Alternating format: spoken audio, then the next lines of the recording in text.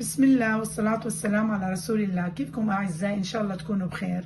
اليوم حبيت أشارك معكم كيكة الباونتي، وأفرجيكم قديش هي بسيطة وسهلة، وممكن تعمليها بأي وقت لأولادك، لضيوفك، لما بيجوا عليكي على فجأة.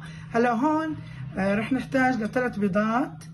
هي الكيكة العادية 3 بيضات. رح أضيف لهم معلقة فانيلا عفوا،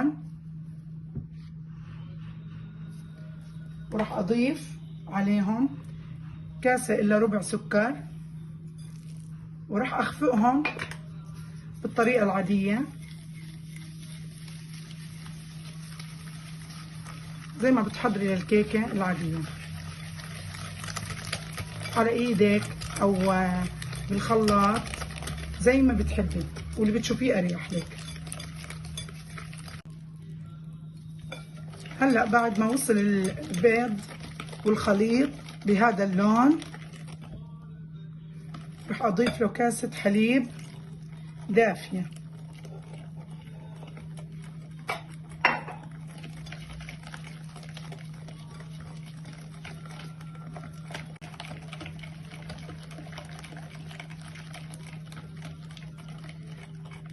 وهلا راح اضيف لها كمان نص كوب من الزيت.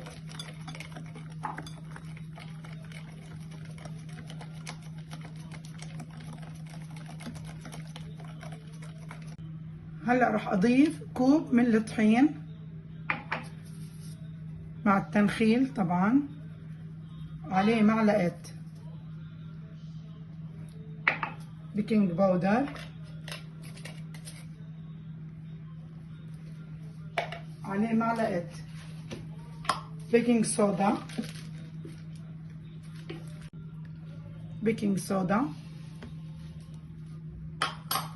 وعليهم 3 معالق كاكاو،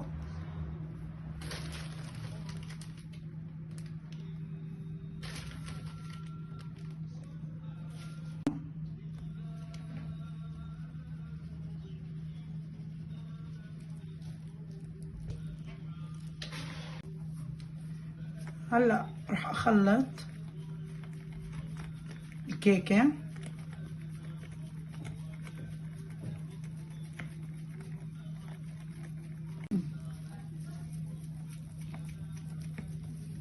الإضافة من عندي باكيت نسكافيه.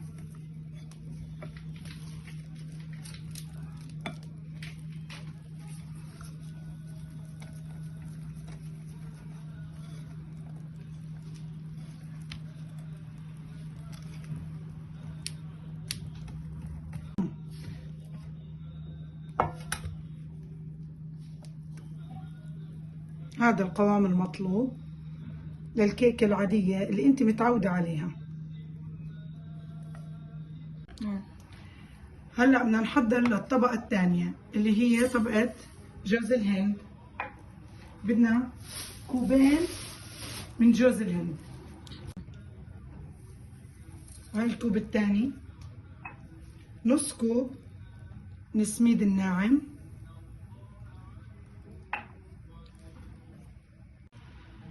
نص كوب سكر، كوبين حليب،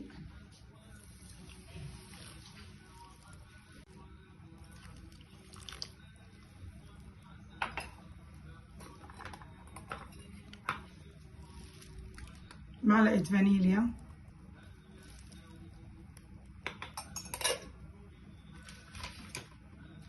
100 جرام زبدة. نحرك الخليط على البارد.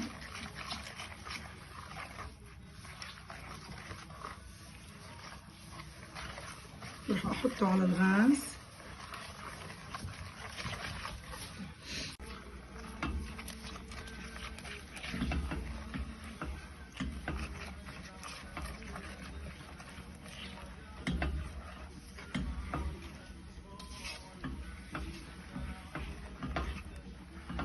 وهي النتيجة النهائية لطبقة جوز الهند.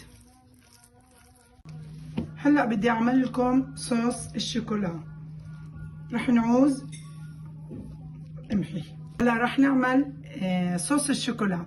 رح نحتاج لنص كوب سكر، عليه نص كوب حليب سائل طبعا، عليه 3 معالق كاكاو، طبعا هذا الكاكاو بيجي مر،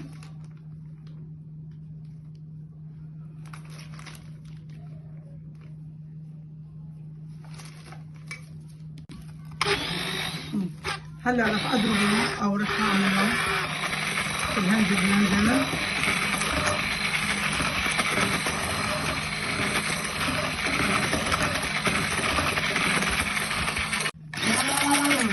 هلا رح انزل يعني فنجان زيت، قدريه انتي.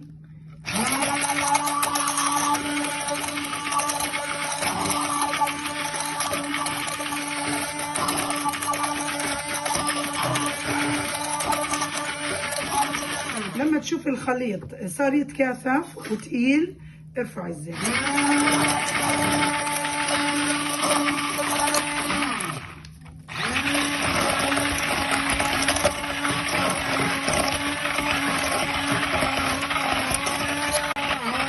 انا هيهم صار يتكاثف معي، بحتاج معي فنجانين زيت نباتي.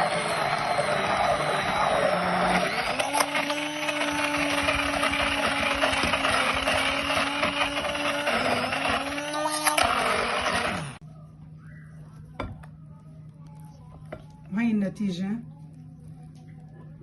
النهائية للشوكولا. هلا ممكن اضيف عليه اضافة من عندي، برضه رح احط له معلقة نسكافيه، بتعطي نكهة لطيفة للشوكولا.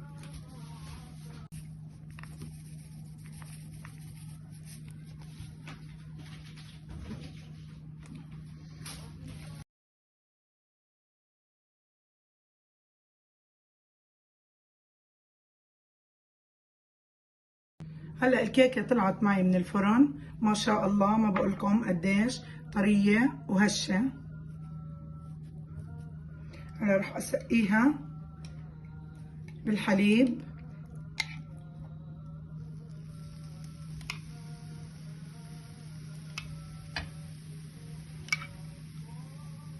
طبعا انا هون خلطت معلقة كاكاو مع نص معلقة نسكافيه او معلقة اذا بتحبوا طعمه كتير.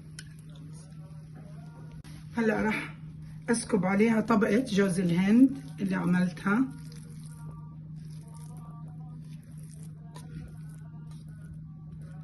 ورح اوزعها بالتساوي عليها.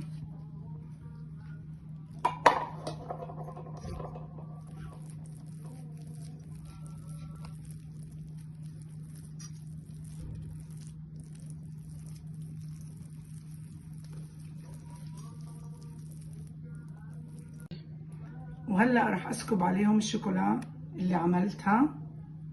طبعا اذا انتي حابه تجيبي شوكولا من برا القوالب وتذوبيها عن طريق حمام بخار برضه بتزبط لهي الوصفه.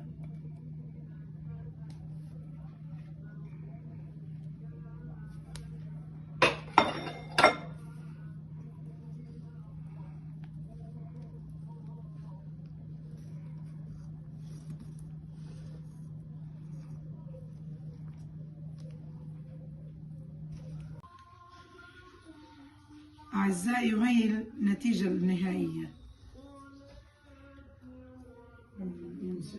نورجيكم.